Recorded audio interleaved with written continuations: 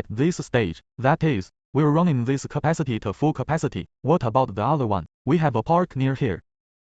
Start construction in the middle of the year. We'll continue in the future. We will do some products in this small and medium size, and the production of our photovoltaic cells. Step-by-step production is placed in this place. So that's the whole. Jinling Yanzu, this becomes one of our group's comprehensive production base.